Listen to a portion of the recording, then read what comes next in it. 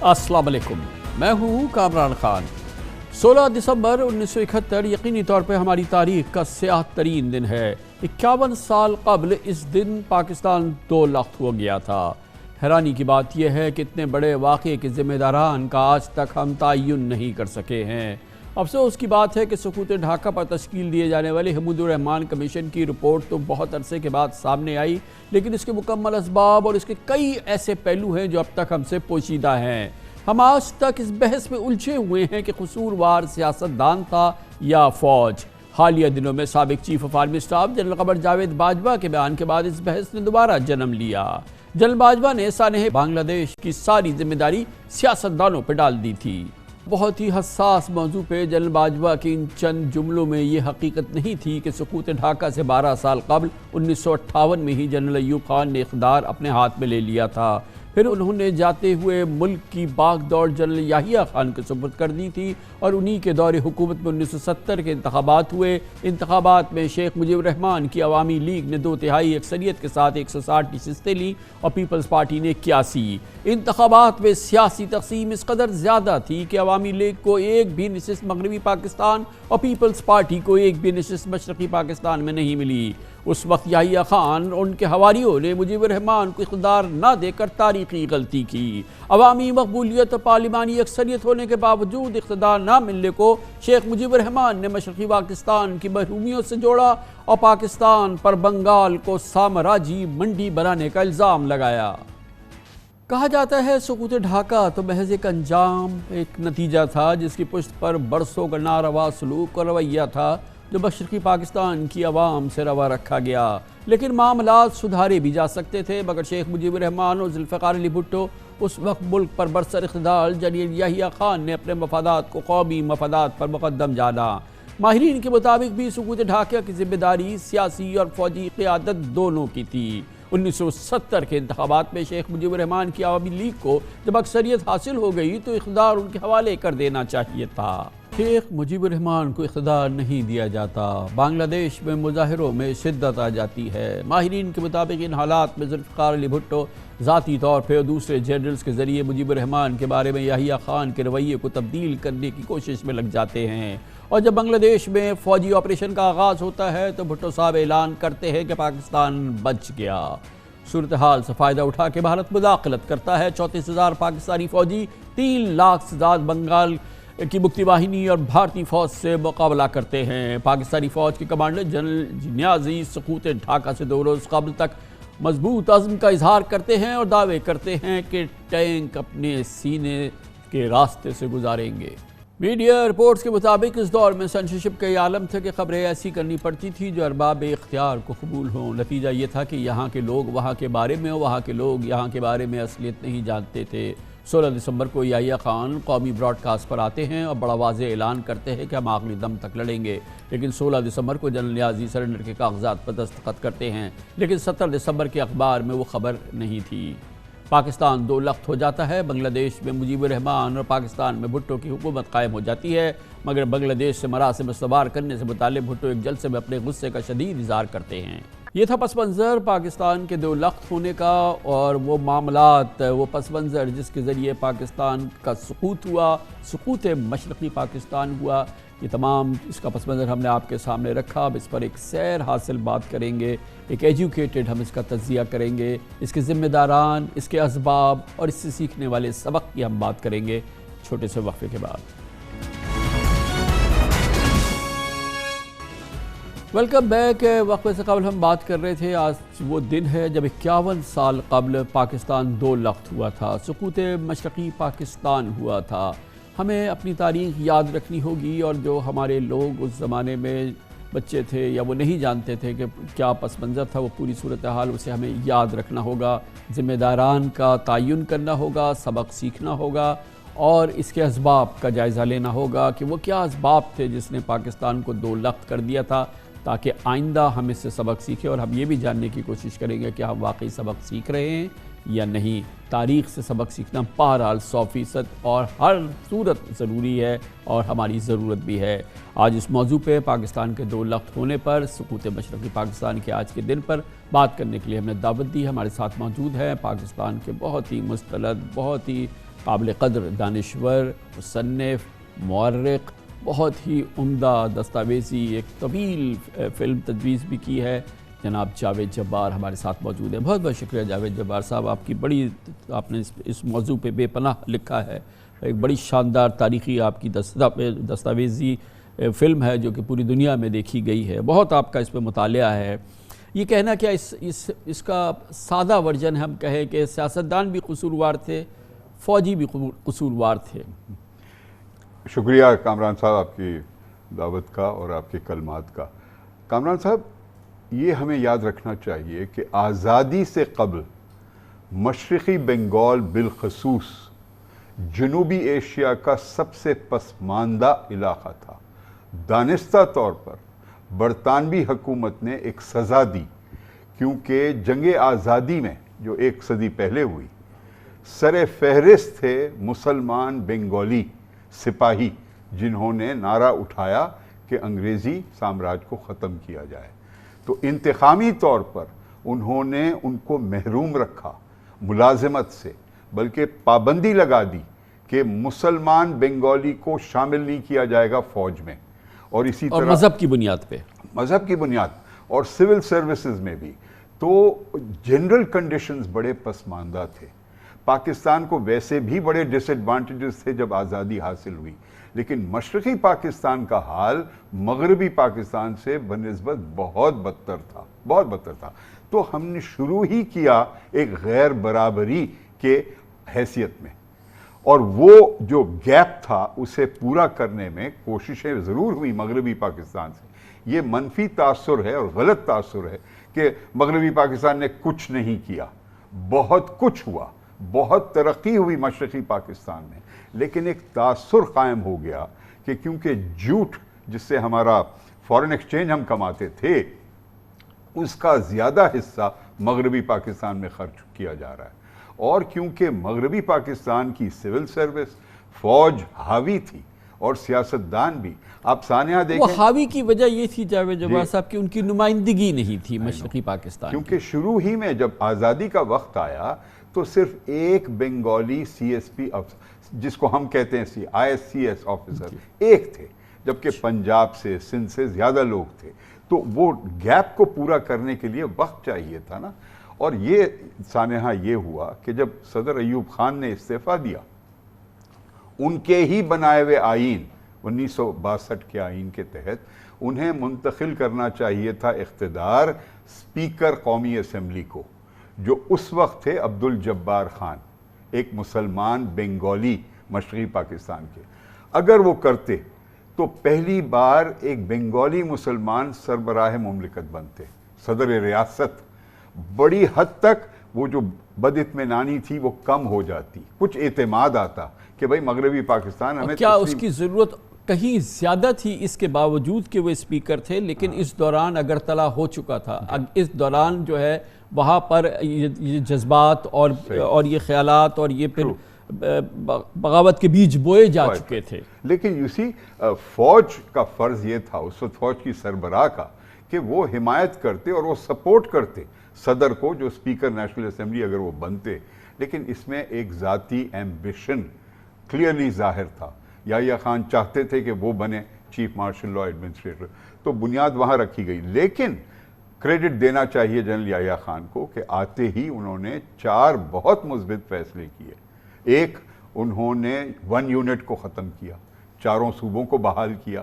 یہ بڑا ایک مطالبہ تھا بڑے عرصے سے 1 یونٹ بننے کے بعد، نمبر 1۔ نمبر 2، انہوں نے 1 ووٹ 1 پرسن کے پرنسپل کو تسلیم کیا۔ اس سے آٹومیٹکلی مشرقی پاکستان کو اکثریت مل گئی قومی اسمبلی کی سیٹوں میں۔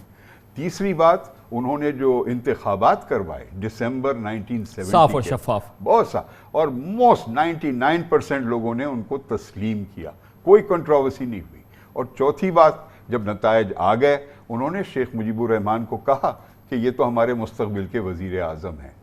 لیکن یہ خوش نیتی اور اچھے قسم کے اقدامات کو پھر فیبرری کے مڈل سے آگے بہت ہی عجیب و غریب کیفیت میں وہ پھنستے گئے، کیونکہ اس میں بہت افسوس سے کہنا پڑتا ہے۔ بنیادی وجہ کیا ہے کہ جب یحییٰ خان نے جنرل صاحب نے اپنا اعلان کر دیا تھا، شیخ مجیب کو ایک طرح کی انہوں نے مبارکباد دے دی تھی، ان کا عزم تھا کہ اب ان نتائج پہ عمل درآمد ہوگا، تو وہ پھسلے کہاں اور ان کو کس نے دھکیلا اس سلائیڈ پہ؟ کچھ حد تک ڈھکیلا گیا، کچھ حد تک وہ خود پھنسے، کیونکہ جس نظام کے تحت انہوں نے انتخابات کروائے تھے انہوں نے ایک بات پر کوئی روشنی نہیں ڈالی اس نظام میں، کیونکہ جب آئین بنانے والی اسمبلی منتخب ہوتی ہے تو صرف اکثریت کے بنیاد پر آئین نہیں بنایا جاتا، ساری دنیا میں 2/3 میجورٹی، اور نہ صرف عوام کی میجورٹی بلکہ صوبوں کی بھی میجورٹی، اور یہاں پر عجیب کیفیت تھی کہ 4 صوبوں سے کوئی نمائندگی نہیں تھی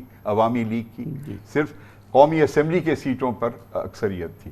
تو اس حد تک مغربی پاکستان کے زیڈ بھٹو جائز موقف انہوں نے اپنایا کہ جی آپ بنانے جا رہے ہو، صرف میجورٹی کے تحت آپ مت بنائیں، بلڈوز مت کریں، ہماری بھی رائے۔ مگر بنیادی حق تو انتقال اقتدار کا تھا نا، اقتدار تو منتقل ہونا تھا نا، وہ بنیادی چیز ہے نا۔ اس میں رکاوٹ جنرل یحییٰ خان کے سامنے سب سے بڑی کیا تھی؟ یہ تھی کہ ایک عجیب و غریب کیفیت تھی نا کہ مغربی پاکستان میں کوئی نمائندگی نہیں تھی عوامی لیگ کی، اور کشیدگی اتنی بڑھ گئی تھی کہ انہوں نے دعوت دی شیخ مجیب کو کہ آپ آئیے، آپ بنے ہیں، مستقبل کے وزیر اعظم ہیں، راولپنڈی آئیے، اسلام آباد آئیے، گفتگو کریں ہمارے ساتھ۔ ایک دفعہ نہیں 2 دفعہ دعوت دی۔ جب انہوں نے انکار کیا تو یہ تاثر اور زور پکڑا کہ یہ تو کوئی کمپرومائز نہیں کریں گے، یہ پاکستان کو ایک وفاق سے لے کر کانفیڈریشن بنانا چاہتے ہیں۔ شاید وہی درست ہوتا، لیکن اس وقت وہ ایسا سمجھا گیا کہ یہ تو پھر ریاست کو توڑنے والی بات ہے، اور اگرتلہ کنسپیرسی کیس کی بھی کسی وقت یہ باقاعدہ دانستہ فیصلہ ہوا اقتدار کے ایوانوں میں کہ اب ہمیں ہر صورت میں انتقال اقتدار روکنا ہے، اس مینڈیٹ کو روندنا ہے، ہم نے اس الیکشن کے نتائج کو تسلیم نہیں کرنا ہے، یہ باقاعدہ فیصلہ ہوا کسی وقت؟ بہت خفیہ سطح پر ہوا، اگر ادروائز یہ ناممکن تھا کہ آپ مذاکرات کر رہے ہیں ایک طرف شیخ مجیب کے ساتھ، دوسری طرف خفیہ طور پر تیاری کی جا رہی تھی آپریشن سرچ لائٹ کی، تو یقیناً کسی نہ کسی سٹیج پر 15 فیبرری کے بعد اور بالخصوص مارچ کے پہلے 2 ہفتوں میں یہ فیصلہ ہو چکا تھا کہ فوج کے ذریعے ہی ہمیں جواب دینا ہے، کیونکہ جو سول ڈس اوبیڈینس موومنٹ شیخ مجیب نے لانچ کی اس نے بالکل ریاست کو ختم کر دیا تھا، ڈی فیکٹو پاکستان کی پرچم جلائے جا رہے تھے، کئی ہمارے جو ادارے ہیں چاہے پوسٹ آفس ہو، ریلوے اسٹیشن ہو، اس پر حملے کیے جا رہے تھے۔ لیکن اس سے پہلے شیخ مجیب الرحمن اور عوامی لیگ منتظر رہی کہ انتقال اقتدار ہو جائے، انتخابات کے نتائج کو تسلیم کیا جائے۔ یہ فرمائیے کہ اگر اس لمحے انتخابات کے نتائج کو تسلیم کر لیا جاتا کہ نتائج مختلف ہوتے ہیں؟ بالکل، اگر یحییٰ خان اس بات پر اڑ جاتے کہ نہیں جی آپ جائیں اسمبلی میں جائیں بھٹو صاحب، وہاں بیٹھ کر آپ اپنی آواز اٹھائیں، اگر انہوں نے صرف اکثریت کی بنیاد پر مسلط کر دیا کوئی آئین تو آپ وہاں احتجاج کریں اور آپ کو سپورٹ حاصل ہوگی مغربی پاکستان کی، اور یہ بھی عین ممکن ہے کہ مشرقی پاکستان کے کچھ عوام آپ کا ساتھ دیں۔ بے شک انہوں نے نشستیں نہیں جیتے، مثلا مولانا بھاشانی جو بہت مقبول لیڈر تھے انہوں نے بوائیکاٹ کیا تھا پولز کو، اور وہ نہیں چاہتے تھے کہ اتنے انتہا پر جائیں جتنے عوامی لیگ جائے، حالانکہ انہوں نے بھی بنگال کی بات کی تھی۔ تو اس پوائنٹ پر میں آپ سے اتفاق کرتا ہوں کہ جنرل یحییٰ خان کی یہ ذمہ داری تھی کہ وہ منتقل کرتے اقتدار کو اور تسلیم کرتے کہ شیخ مجیب، کیونکہ 25 سال تو مغرب نے مشرق پہ حکومت کی تھی نا، مغربی پاکستان نے مشرقی پاکستان پہ، تو اب اگر 4 سال یا 5 سال یا 3 سال نہ جانے یہ جو اکثریت تھی یہ کس حد تک ان کی قائم رہتی، کس حد تک وہ اس کو چلا پاتے، کس حد تک کم از کم حسرت تو پوری ہو جاتی نا۔ بالکل، اور یہ ثابت ہوا نا 1974 میں جب زیڈ بھٹو پہلی بار گئے یہ الگ ہونے کے بعد، اتنا زبردست ان کو استقبال کیا گیا ان کا ڈھاکہ میں، हजारों लाखों लोग निकले सड़कों पर, पाकिस्तान जिंदाबाद के नारे लगाए गए ढाका में, बांग्लादेश में। तो ये साबित करती है बात कि वाकई में मशरक़ी पाकिस्तान की अवाम अपने दिल में बहुत भारी हिस्सा था जो नहीं चाहता था कि पाकिस्तान टूटे। लेकिन वो जो हरकतें हुई 1 मार्च के बाद और 26 मार्च के बाद बिलखसूस, उसने तो गोया कि इस ये जो तारीख आपने बयान फरमाई, ये तो हम कम से कम 24 साल गुजार चुके हैं।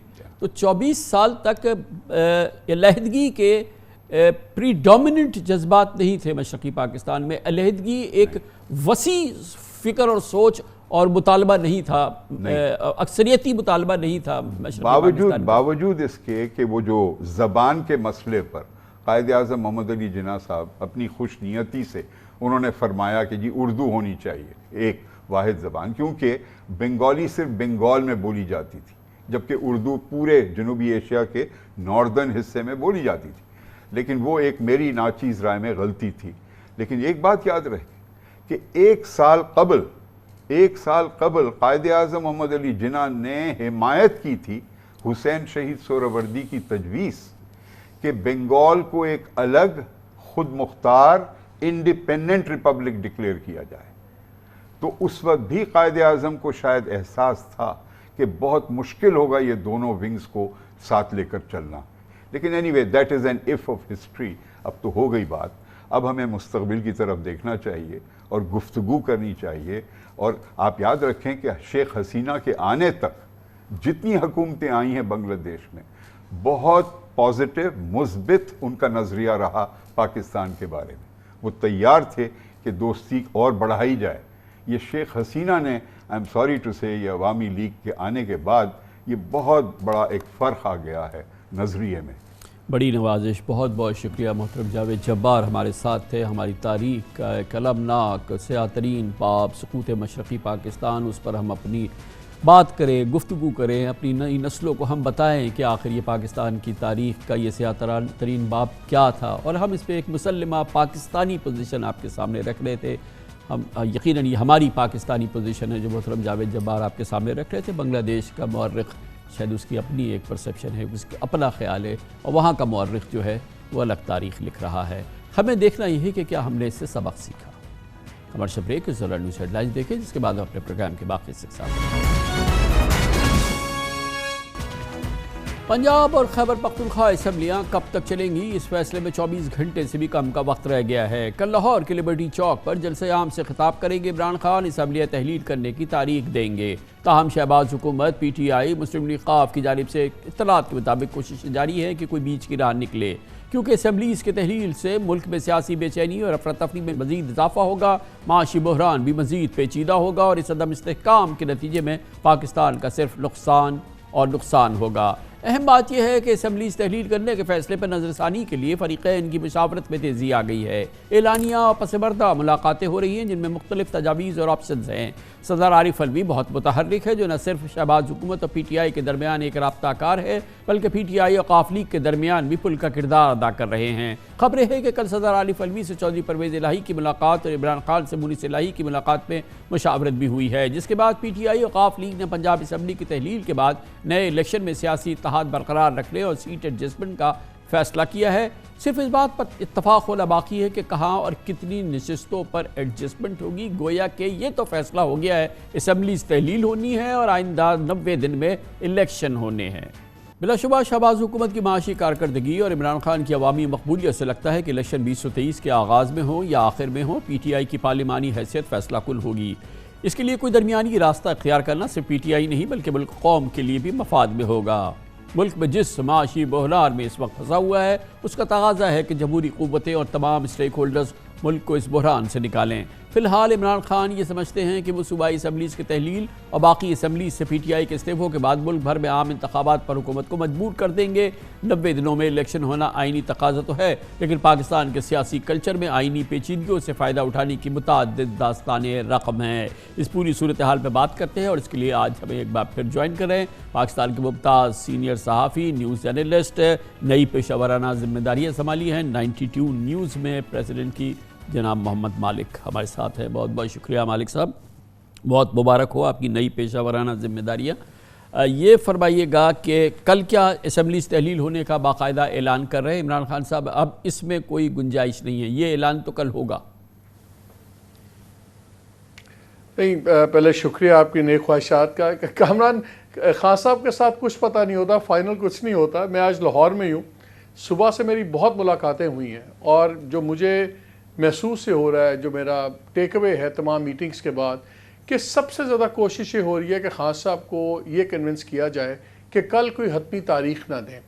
اور کچھ دن پہلے آپ کو یاد ہوگا 23 تاریخ کی بات شروع ہو رہی تھی، اور فواد چودھری صاحب نے بھی کہا کہ کل 17 ہو سکتا ہے یا 23 کو اعلان ہو سکتا ہے۔ ابھی پورا زور ہے کہ کل خان صاحب بات کوئی آؤٹ لائن دے دیں کہ ٹھیک ہے جی ہفتے کے اندر ہو جائے گا، 6 دن میں تاریخ دوں گا۔ پورا زور لگا ہوا ہے کیونکہ اس میں کافی زیادہ سوالات اٹھ رہے ہیں۔ ایم کیو ایم کے لوگوں سے پی ایم ایل کیو کے لوگوں سے جب بات کریں، دوسرے ٹریجری ممبرز سے جو پنجاب کے ٹریجری ممبرز ہیں ان سے بات کریں، تو وہاں پہ بڑا ہی سینسٹیو ایشو چل رہا ہے کہ ڈیولپمنٹ فنڈز ملے ہیں 70+ کروڑ کے حلقوں میں، وہ ابھی زمین پہ ان کا اثر اس طرح نہیں نظر آ رہا جس طرح ان کو تھوڑا سا ٹائم چاہیے تھا۔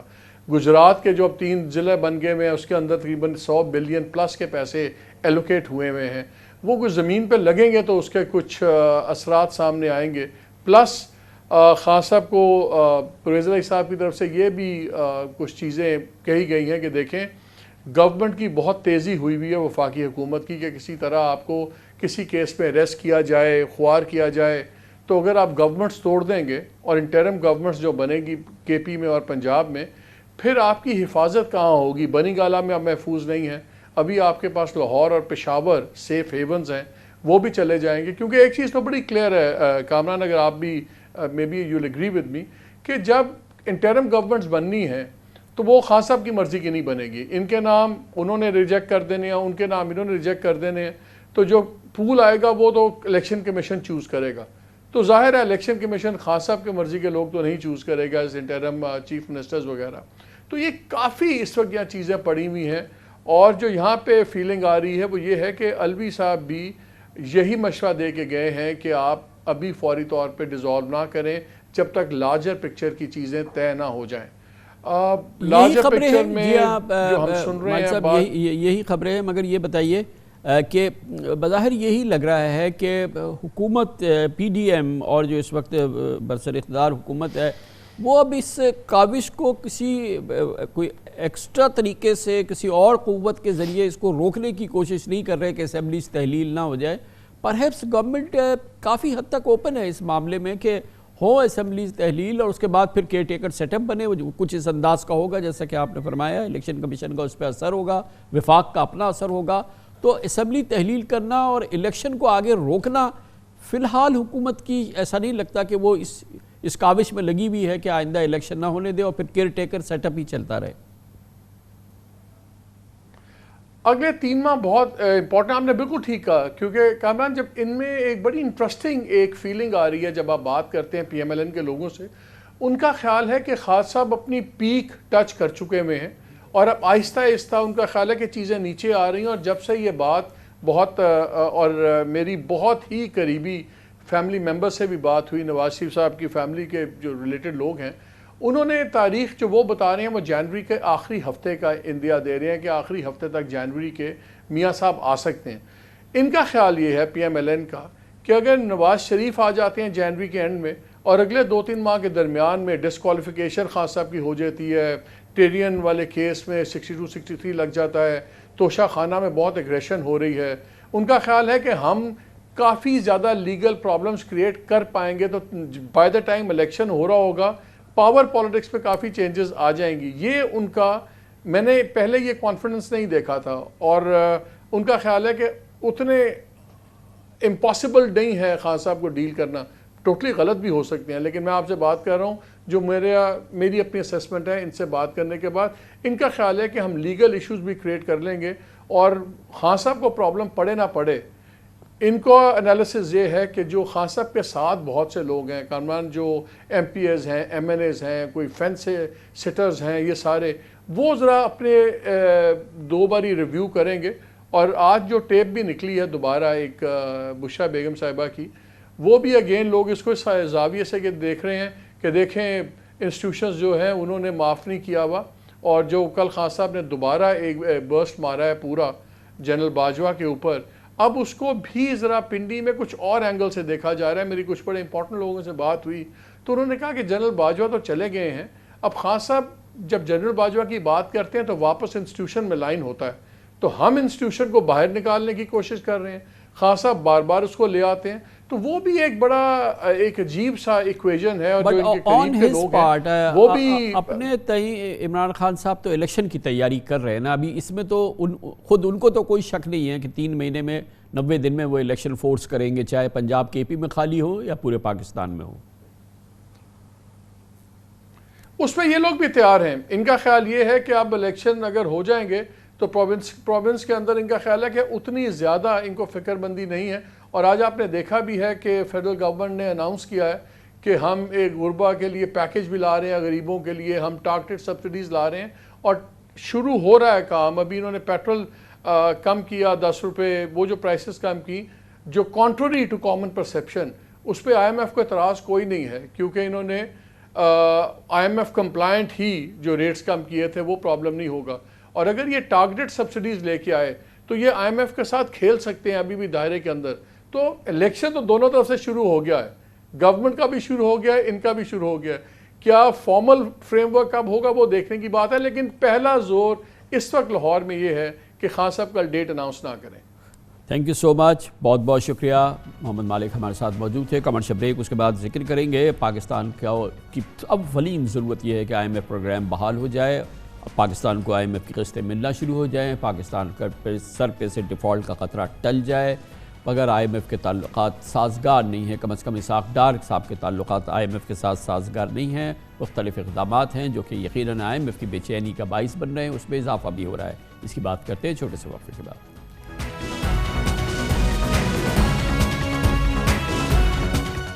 پاکستان اپنی حالیہ تاریخ کے بدترین معاشی بحران سے گزر رہا ہے، روپے کی بے قدری انتہا کو چھو رہی ہے، ایکسپورٹس اور ریمیٹنسز کم ہو رہی ہیں، ڈالر کا کال پڑا ہوا ہے، آئی ایم ایف پروگرام کا تسلسل اس پوری صورتحال میں ہی ملک کو ڈیفالٹ سے بچا سکتا ہے۔ لیکن اس پس منظر کے باوجود وزیر خزانہ جناب اسحاق ڈار نویں اجلاس میں پیش رفت کے بجائے، اس میں کسی قسم کی کسی معمول کی صورتحال کے بجائے آئی ایم ایف کے ساتھ وزیر خزانہ کے ہمارے تعلقات معمول کے مطابق نظر نہیں آ رہے، اس میں مسائل جو ہیں وہ بالکل عیاں ہو چکے ہیں۔ آئی ایم ایف پر اسحاق ڈار صاحب اپنی غصہ نکال بھی چکے ہیں اور پبلکلی نکال چکے ہیں، اور عملی طور پر آئی ایم ایف کے ساتھ جو ہمارے معاملات طے ہوئے تھے یا جو وعدے تھے یا جو ہماری کمٹمنٹس تھیں، ان کی بھی خلاف ورزی نظر آ رہی ہے۔ ایک طرف اس کی وجہ یہ ہے کہ ایک طرف وزیر خزانہ ڈار صاحب مارکیٹ بیسڈ ایکسچینج ریٹ کے حامی نہیں ہیں، انہوں نے ڈالر کی ایک بار پھر ایک سرکاری قیمت مقرر کر رکھی ہے جو کہ مصنوعی قیمت ہے، کیونکہ مارکیٹ میں اس کی کہیں پہ قدر نظر نہیں آتی۔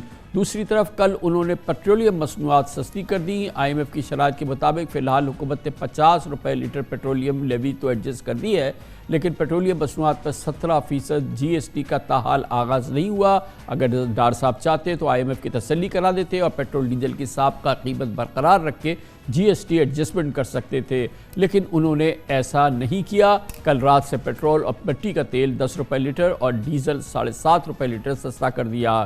پیٹرولیم مصنوعات سستی کر کے اسحاق ڈار نے ثابت کر دیا اور آئی ایم ایف کو لاؤڈ اینڈ کلیئر میسج دیا کہ وہ فیصلے خود کریں گے، اور آئی ایم ایف کی توقعات پر ضروری نہیں ہے کہ وہ پورا اترے، اور اس حوالے سے وہ آئی ایم ایف کو 2 ٹوک پہلے ہی اپنا پیغام دے چکے ہیں مختلف انٹرویوز میں۔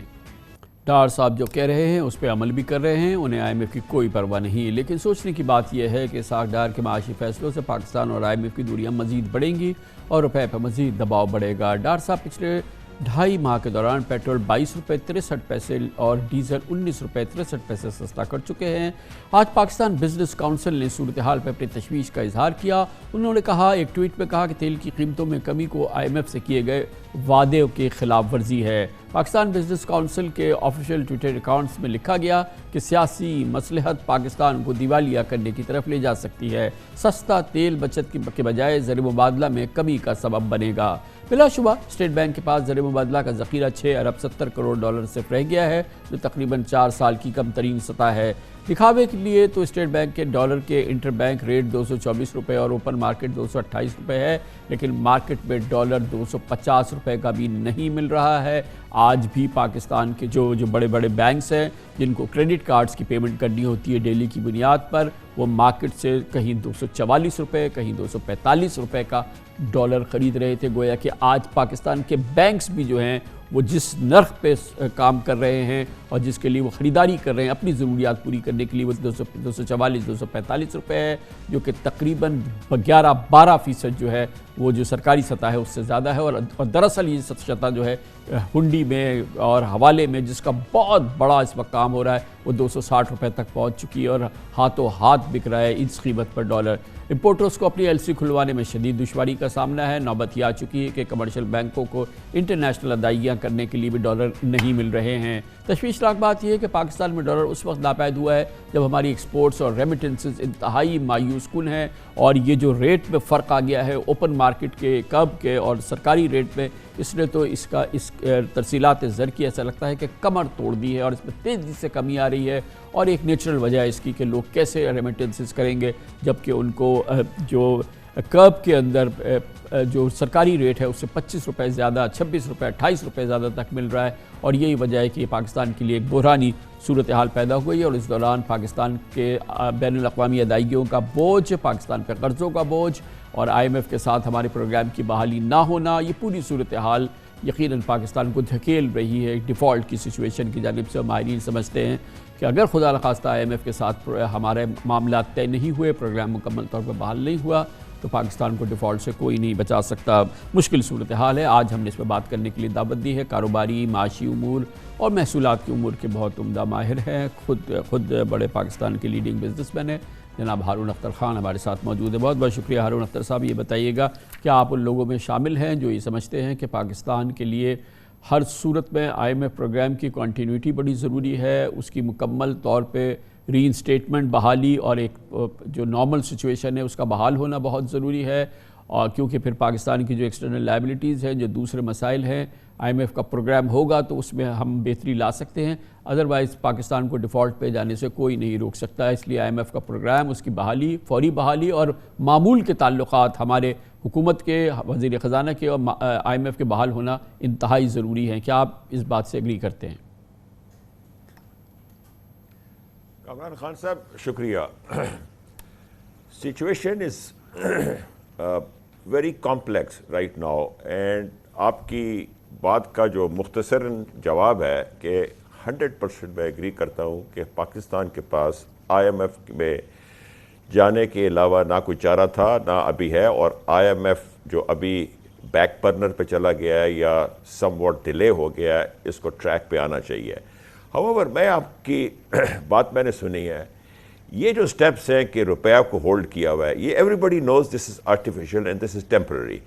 جب بھی یہ ہولڈ آپ چھوڑیں گے تو روپیہ گرے گا، اور یہ step together with oil prices کو کم کرنا، ہر کسی کو پتہ ہے کہ یہ آپ IMF کی کنڈیشنز کے خلاف جا رہے ہیں۔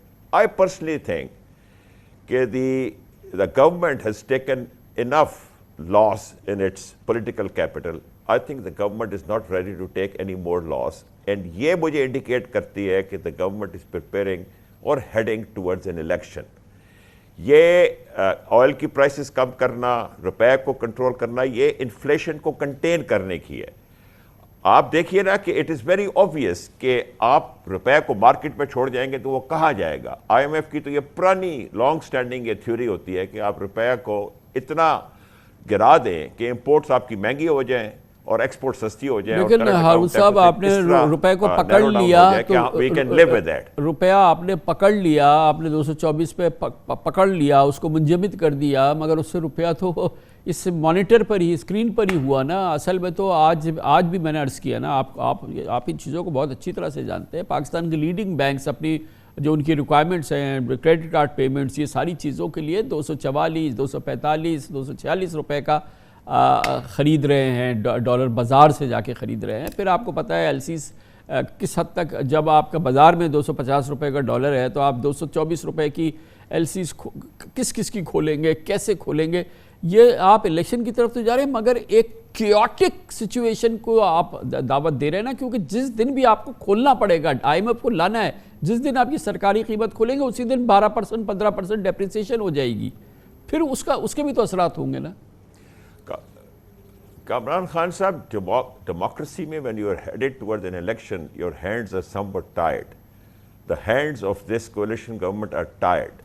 Now, الیکشن 10 مہینے میں ہوتے ہیں یا 6 مہینے میں یا 4 مہینے میں, الیکشن ہونے ہی ہونے ہیں اور حکومت نے ووٹ کے پیچھے جانا ہے. اب یہ ٹف اور کڑوے ڈیسیجنز کوئی حکومت نہیں لے سکتی, بیکاز اس کا پولیٹیکل بیک لچ اتنا ہوگا کہ پھر یہ حکومت جو ہے شور شارٹ الیکشن میں صحیح پرفارم نہیں کر سکے گی. کوئی بھی گورنمنٹ ہوتی ہے اس وقت, تو یہ فیصلے جو IMF آپ سے کرانا چاہ رہی ہے, بجلی کی قیمتیں, آئل کی پرائسز, ٹیکسیشن زیادہ, جو بھی گیس کی قیمتیں, یہ نہیں کر سکتے گی, جو پولیٹیکل گورنمنٹ نہیں کر سکے گی. میں یہ سمجھتا ہوں کہ آپ کو کچھ ٹائم ملے گا کہ آپ کے دوست ممالک سے کچھ پیسہ آ رہا ہے, یہ 3 سے 4 ارب ڈالر کے ڈپازٹ اور آئل کریڈٹس ایکسپیکٹ کر رہے ہیں. That will give you some time, but ultimately یا آپ IMF سے ویور لیں گے جو وہ دینے کے لیے تیار نہیں ہے, یا آپ اسے یہ فیصلہ کریں گے کہ اگلے بجٹ میں یہ ٹف کنڈیشنز لگائیں گے اور بجٹ اناؤنس کر کے آپ کیئر ٹیکر گورنمنٹ لا کے امپلیمنٹیشن کیئر ٹیکر گورنمنٹ پہ ڈالیں. یہ ایک پولیٹیکل وے آؤٹ مجھے نظر آتا ہے. اس کے علاوہ کوئی پارٹی یہ فیصلے اس وقت الیکشن سے پہلے نہیں لے سکتی. کیا آپ افورڈ کر سکتے ہیں ہارون اختر صاحب کے بجٹ, چلے مئی میں بجٹ آئے گا, مئی تک ہمارا IMF پروگرام جو ہے وہ پیرالسس کا شکار رہے اور یہ پروگرام کہیں پر نہ ہو, اور اس دوران ہمارا گزارا بھی ہوتا رہا IMF پروگرام کے باوجود, کیا یہ ممکن ہے آپ کے خیال میں؟ بہت اچھا سوال ہے. پہلی کنڈیشن تو یہ ہے کہ دوست ممالک سے جو پیسے ہم ایکسپیکٹ کر رہے ہیں وہ آ جائیں, آئل کریڈٹس آ جائیں.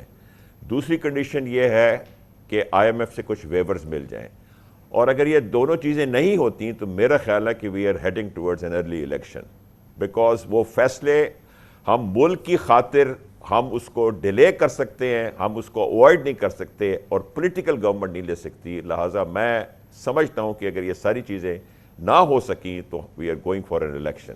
اور ڈیفالٹ کس صورت میں ٹل سکتا ہے ہارون اختر صاحب, وہ کیا صورتحال ہوگی؟ Default is not an option. Kamran Khan صاحب, default is not an option. ہم پولیٹیشنز ہیں, پولیٹیشنز سمجھدار لوگ ہیں, یہ ملک کو ایک ڈیفالٹ میں نہیں چھوڑ کے جائیں گے. یہ گورنمنٹ ڈیفالٹ میں چھوڑ کے ملک کو نہیں جا سکتی الیکشن کے لیے. Default is not an option and it's not going to happen انشاءاللہ. کیسے بچے گا؟ Elections can happen but default will not happen. کیسے بچے گا سر؟ یہ ایسے لڑائی بھی رہے, IMF سے لڑائی بھی رہے, IMF سے جو آج حالات ہیں, ایک کولڈ وار ہے, کولڈ وار کی اچھی خاصی ہاٹ وار ہے, تو یہ بھی رہے اور ڈیفالٹ بھی نہ ہو. میں آپ کو بتاؤں کامران خان صاحب, اس طرح بچے گا کہ پولیٹیشنز آپس میں بیٹھیں. دیکھیے, ایک اپوزیشن ایک کنڈیشنل آفر دے رہی ہے کہ آپ الیکشن ڈیٹ دیں. بھائی کوئی بھی سٹنگ گورنمنٹ جو ہے وہ دھوس سے چیزیں نہیں کراتی, اس کی ریٹ ختم ہو جاتی ہے. آپ بیٹھے آمنے سامنے, پولیٹیشینز ہیں, ماحول فرق ہوتا ہے, گیو اینڈ ٹیک کا ماحول ہوتا ہے, الیکشن ڈیٹ مل جائے گی, بٹ ایسے نہیں ملے گی کہ جناب آپ پہلے یہ کریں پھر ہم بیٹھیں گے. سو لہٰذا یہ بیٹھیں, سارے مسائل حل ہو جائیں گے. جمہوریت کی ایسنس ہی یہ ہے کہ نیگوشیشن سے, گیو اینڈ ٹیک سے آگے چلیں. یہی صورت ہے اور یہ ہوگی انشاءاللہ. مجھے لگتا ہے کہ یہ الٹیمیٹلی ہمیں کرنی پڑے گی. تھینک یو سو مچ, بہت بہت شکریہ. جناب ہارون اختر خان ہمارے ساتھ موجود تھے, اور آپ نے خود اندازہ لگا لیا کتنی تباہ کن صورتحال ہے ہماری معیشت کی, اور اگر جب تک کہ یہ تمام سیاسی قوتیں ایک جگہ مل کے بیٹھی نہیں, کوئی فیصلے کیے نہیں, اس وقت تک پاکستان کی معاشی کیفیت دگرگوں سے دگرگوں ہوتی چلی جائے گی, اور کوئی حکومت اسے افورڈ نہیں کر سکتی, سہ نہیں سکتی, اور یہ بہت ہی مشکل صورتحال ہے.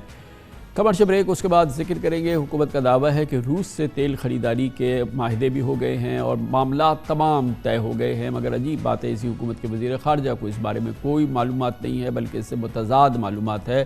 بلاول بھٹو زرداری نیو یارک میں کہہ رہے تھے میڈیا سے کہ ایسے کوئی بات روس کے ساتھ طے نہیں ہوئی ہے, نہ روس سے اب تیل خرید سکتے ہیں, نہ ہم افورڈ کر سکتے ہیں, نہ ہمارے پاس اس کے ذرائع موجود ہیں.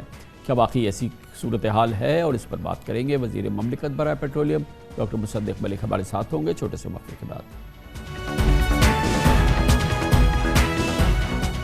Welcome back. عمران خان کے دور حکومت میں روس سے سستے داموں خام تیل کی خریداری پی ٹی آئی اور مسلم لیگ نون کے درمیان ایک گرما گرم بحث کا موضوع رہا ہے، اور اس حوالے سے عمران خان کے روس کا دورہ اور پھر اس دوران یہ تمام معاملات جو تھے اس میں بہت بڑا تنازع بھی پیدا ہوا، جب عمران خان کے حوالے سے بات سامنے آئی کہ انہوں نے یہ دورہ دراصل اپنی مرضی سے کیا تھا، یا یہ کہ اس پہ امریکہ ناراض ہوا تھا۔ یہ تمام معاملات اپنی جگہ، لیکن اصل موضوع یہ تھا کہ پاکستان تیل کی بڑھتی ہوئی قیمتوں کے پس منظر میں روس سے سستے نرخ پر تیل کی خریداری کا خواہاں تھا۔ یہ اس وقت تو یہ معاملہ طے نہیں ہوا، لیکن اب سے چند ہفتے قبل شہباز حکومت نے اس سلسلے میں نئی کوششیں کی، اور اس کے دوران ایک وفد پاکستان سے ماسکو گیا، جس کی قیادت وزیر مملکت برائے پیٹرولیم ڈاکٹر مصدق ملک نے کی، اور وہاں پر پاکستان اور روس کے درمیان سستے نرخ تیل کی خریداری کا ایک بہت امپورٹنٹ معاملات جو تھے وہ طے ہو گئی، اور یہ چیزیں سامنے بھی آئیں کہ اس سلسلے میں باقاعدہ تمام جو تیاریاں ہیں وہ پوری ہو گئی ہیں۔ لیکن کل اس سلسلے میں ایک بڑی دلچسپ صورتحال پیدا ہوئی، جب وزیر خارجہ بلاول بھٹو زرداری جو کہ آج کل نیو یارک میں ہیں، وہاں پر انہوں نے میڈیا گفتگو میں اس بات سے یکسر انکار کر دیا کہ پاکستان روس سے تیل خریداری کر رہا ہے، پاکستان کا روس سے تیل خریداری کا کوئی معاملات طے ہو گئے ہیں، اور اس نے ایک عجیب سی صورتحال کو جنم دیا، کیونکہ بلاول بھٹو زرداری نے اس چیز سے مکمل انہوں نے اس بات سے انکار کر دیا تھا کہ پاکستان اور روس کے درمیان تیل خریداری ہو رہی ہے یا تیل خریداری کے معاملات طے ہونا تو بہت دور کی بات ہے۔ انہوں نے یہاں تک کہا کہ پاکستان کے پاس صلاحیت ہی نہیں ہے تیل خریداری کی اور اس کو ریفائن کرنے کی پاکستان میں۔ اب یہ بات سامنے آ رہی ہے کہ بلاول بھٹو زرداری کو اس بارے میں بالکل کوئی معلومات نہیں تھی، بلکہ ان کی معلومات انتہائی ناقص تھی، اور اس حوالے سے شاید ان کے پاس صحیح بھی معلومات نہیں تھی، اور خود ان کا اپنا بیک گراؤنڈ اس حوالے سے ان معاملات کے حوالے سے شاید اتنا مستحکم نہیں تھا۔ یہ بات اب سامنے آ گئی ہے، اس کی مزید تفصیلات لیتے ہیں، اور اس کے لیے ہمیں جوائن کر رہے ہیں جناب ڈاکٹر مصدق ملک، وزیر مملکت برائے پیٹرولیم۔ بہت بہت شکریہ ڈاکٹر صاحب، آپ نے ہمیں جوائن کیا ہے۔ اس کی ہمیں اس وقت تازہ ترین مسلمہ حیثیت بتائیے گا کہ جو روس سے تیل خریدنے کی ہماری خواہش یا ہماری آپ نے کاوش کی ہے، جو آپ کا وفد ساتھ گیا تھا، اس کی کرنٹ پوزیشن کیا ہے اس وقت، کہاں کھڑا ہے یہ معاملہ؟ دیکھیے، ہم نے روس کے سامنے 3 درخواستیں رکھی تھیں انفراسٹرکچر کے علاوہ، اس پہ بعد میں بات کر لیں گے اگر آپ چاہیں گے۔ تو انفراسٹرکچر کا مطلب ہوتا ہے جو ہم نے اندرونی طور پہ انویسٹمنٹس کرنی ہے، مگر اس پہ بعد میں بات کرتے ہیں۔ ہم نے ان سے پوچھا تھا آپ خام تیل کے حصول کے لیے درخواست کی تھی، اور ریفائنڈ پروڈکٹس یعنی موٹر گیسولین جو ہم گاڑیوں میں پیٹرول ڈالتے ہیں اور ڈیزل، اس کے لیے ہم نے ان کو درخواست کی تھی۔ تیسرا ہم نے ان کو LNG کے لیے درخواست کی تھی۔ یہ 3 چیزیں تھیں جو ہم اپنے بنیادی نکات جو ہم نے ان کے سامنے رکھے تھے۔ ہمارے مذاکرات جو ہیں وہ وہاں پہ منسٹر آف اسٹیٹ سے ہوئے، اور اس کے بعد ان کے وفاقی وزیر سے ہوئے۔ خام تیل کے متعلق انہوں نے ہمیں کہا کہ وہ ہمیں جو ان کا لائٹ کروڈ ہے جو بہت کم ہوتا ہے روس میں، مگر وہ گنجائش پیدا کریں گے اور ہمیں لائٹ کروڈ تیل وہ جو خام تیل ہے وہ فراہم کریں گے۔ لائٹ کروڈ کے اندر 2 جو کروڈز جو بڑے اہم ہیں، وہ ایک سوکول ہے جو سائبیریا، اس کو سائبیرین لائٹ بھی کہتے ہیں، اور دوسرا جو ہے وہ یورول ہے۔ یہ دونوں وہ کروڈز ہیں جس کے متعلق پہلے سے ہی ہم اپنی ریفائنریز سے بات کر کے گئے تھے، اور ہمیں PRL نے بتایا تھا کہ وہ تقریباً 50% یہ کروڈ استعمال کر پائیں گے، اور ہماری دوسری بڑی ریفائنری پارکو جو ہے اس نے ہمیں بتایا تھا کہ وہ تقریباً 30 سے 35% یہ کروڈ استعمال کر پائیں گے۔ اور جو تیسری پاکستان کی بڑی ریفائنری ہے سینرجی کو، انہوں نے یہ کہا تھا کہ وہ اس سے پہلے کسی زمانے میں روسی کروڈ کو استعمال کر چکے ہیں، اور ان کا یہ خیال ہے کہ وہ تمام روسی کروڈ جو ہے استعمال کر سکتے ہیں۔ یہ ہماری 5 میں سے 3 ریفائنریز ہیں جن کے متعلق میں نے آپ کو بتایا ہے۔ چوتھی ریفائنری جو ہے وہ نیشنل NRL ہے، اور وہ بھی کسی حد تک استعمال کر پائے گی روسی لائٹ کروڈ، مگر جو اٹک ریفائنری ہے وہ استعمال نہیں کر پائے گی، کیونکہ اٹک ریفائنری بنی صرف پاکستانی کروڈ کے لیے ہے، اور اس کے لیے پاکستانی کروڈ اویلیبل بھی ہوتا ہے۔ 5 میں سے 4 ریفائنریز جو ہیں وہ استعمال کر پائیں گی روسی کروڈ۔ روس کی طرف سے یہ عندیہ دیا گیا اس گفتگو میں کہ وہ یہ کروڈ ہمیں فراہم کریں گے، اور اس کروڈ کو وہ ہمیں رعایتی نرخوں کے اوپر دیں گے، اور جو ہمیں وہ ڈسکاؤنٹس دیں گے وہ اتنے ہی ڈسکاؤنٹس ہوں گے جتنے دنیا میں کسی بھی ملک کو مل رہے ہیں، اور ہو سکتا ہے انشاءاللہ ہماری کوشش ہے اس سے زیادہ ہو۔ یہ ہے پہلا کھانا جو خام تیل کا کھانا ہے۔ دوسری جو ہماری درخواست تھی وہ ان سے تھی ڈیزل اور پیٹرول کے لیے، اور اگرچہ آج کل ڈیزل کی بالخصوص کافی قلت ہے اور کافی مسائل ہیں ڈیزل کے حصول کے لیے، اور اس کی قیمت بھی، اس کے پریمیمز جو ہیں وہ بہت زیادہ بڑھ گئے ہیں، تو روس نے ہمیں اندیا دیا کہ وہ ہمیں یہ جو ہماری ریفائنڈ پروڈکٹس ہیں وہ بھی ہمیں فراہم کریں گے، اور جو بھی رعایت دیگر ممالک کو مل رہی ہے اسی کی مطابقت تو ڈاکٹر صاحب ہمیں اس میں بھی پھر کیا رعایت ہم نے ملے گی۔ کوئی باقاعدہ ایک سمجھوتا ہو گیا روس کے ساتھ ہمارا ان معاملات پہ؟ جی میں آپ کو جی ان معاملات کو آگے بڑھانے کے لیے یہ تمام ہماری جو گفتگو ہوئی، یہ فارمل گفتگو تھی جو بیٹھ کے ہم نے کی۔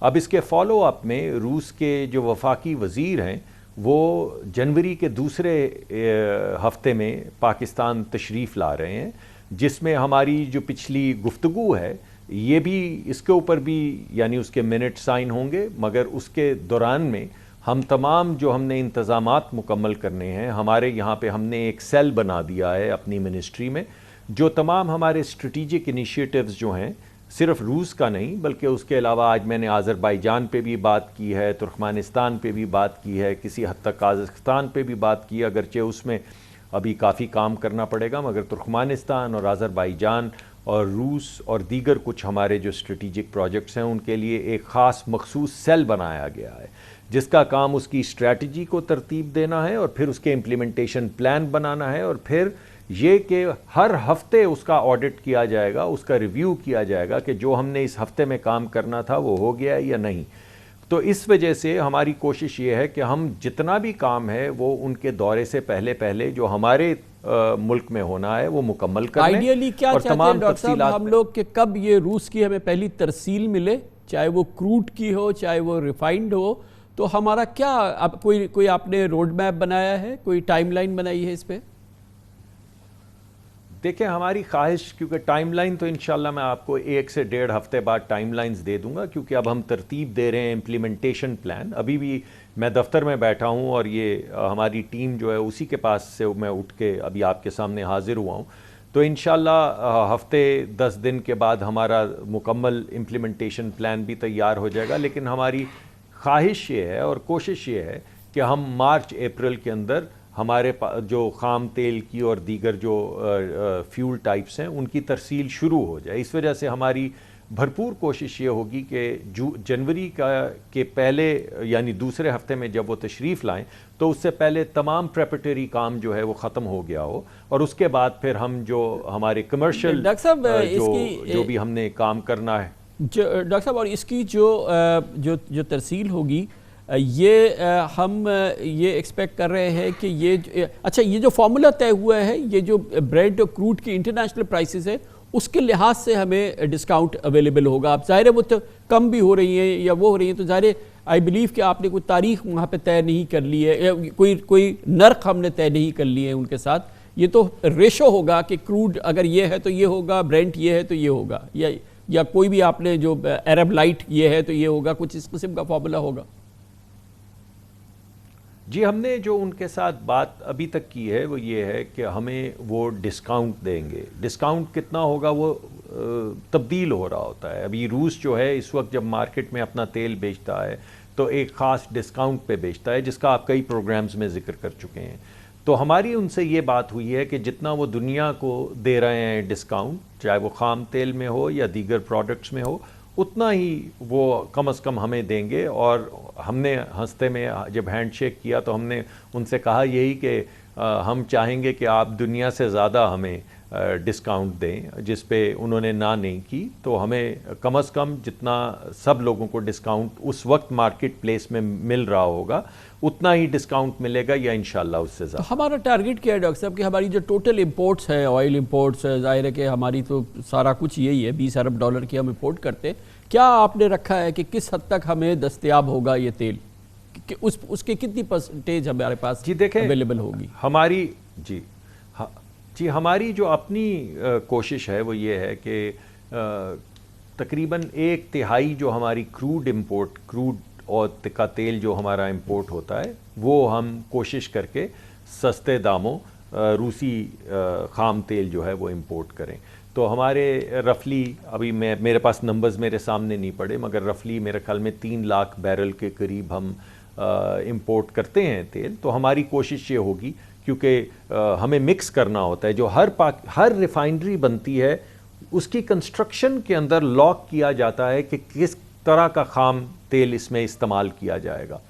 تو اس وجہ سے بعض مرتبہ وہ بلینڈنگ کی جاتی ہے کہ مثلا روس کے اندر جو سائبیرین لائٹ خام تیل ہے اور جو یورول ہے اس کو مکس کر کے پاکستان کی ریفائنریز کے مطابق بلینڈڈ کر کے بھی منگوایا جا سکتا ہے. تو ہماری کوشش ہے آپ کے سوال کے ڈائریکٹ جواب میں کہ تقریباً 1/3 یا 1 لاکھ بیرل تک ہم تیل امپورٹ کر سکیں 3 لاکھ میں روس سے ڈسکاؤنٹ کے اوپر.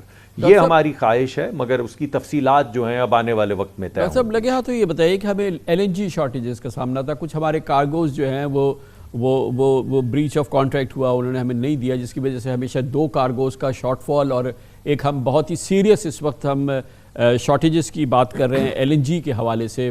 کرنٹ سچویشن کیا ہے ڈاکٹر صاحب؟ جی دیکھیے اکتوبر میں ہم نے پچھلے سال, آپ کو معلوم ہے سب کو معلوم ہے پاکستان میں کہ پاکستان میں ہر سال 9 سے 10% جو پاکستان کی اپنی گیس کی پروڈکشن ہے وہ کم ہو رہی ہے.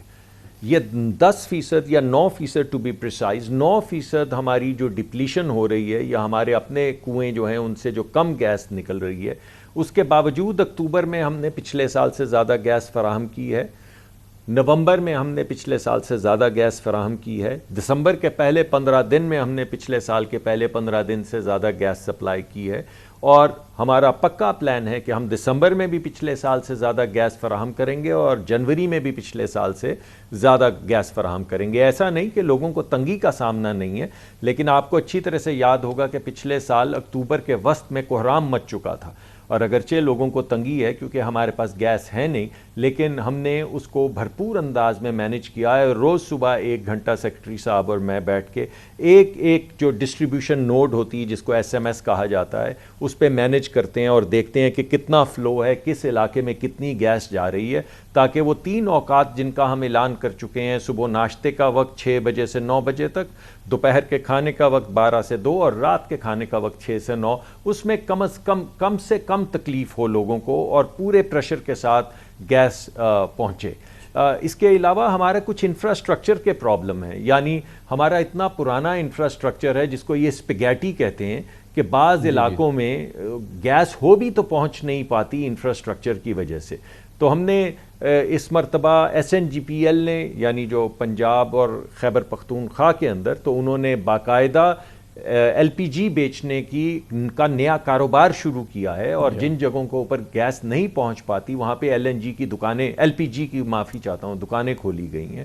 اور SSGC جو پہلے ہی کر رہی تھی LPG کا کام اس نے جو امپورٹ ہم کر رہے ہیں LPG بھی اور پرل پاکو بھی یہ ملا کے 20,000 ٹن اضافی LPG ہم اس سال خرید رہے ہیں. میں آپ کو یہ بھی بتا دوں کہ LNG جنوری کے اندر ہمارے پاس 1 اضافی کارگو ہوگا LNG کا پچھلے سال کے مقابلے میں. فروری میں بھی ہمارے پاس 1 اضافی LNG کا کارگو ہوگا.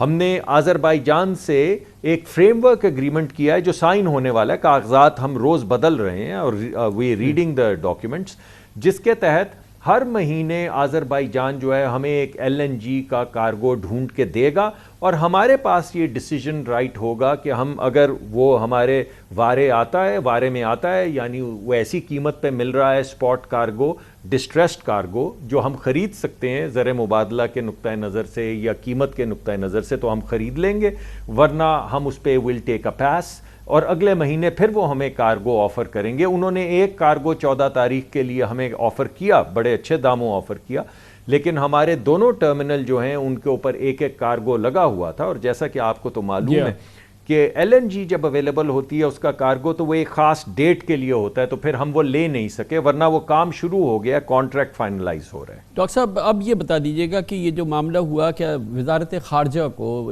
وزیر خارجہ کو اس پورے معاملے کی آگاہی نہیں تھی؟ کیونکہ ایک امبیرسمنٹ ہوئی ہے جب انہوں نے کل امریکہ میں اس حوالے سے اپنی لا علمی کا اظہار کیا. मैं समझता हूँ जी ये बड़ी तफसीलात जो हैं, अभी देखें आज मैं आपको भी बता रहा हूँ, अवाम भी सुन रही है कि ये साइबेरियन लाइट क्या चीज़ है, यूरोल क्या चीज़ है, अखबारों में रोज़ आता रहा है कि पाकिस्तान की रिफाइनरीज़ जो हैं वो रूसी खाम तेल इस्तेमाल नहीं कर सकती। तो वो इंफॉर्मेशन जो टेक्निकल इंफॉर्मेशन होती है वो हर मिनिस्ट्री की हर एक के पास नहीं होती।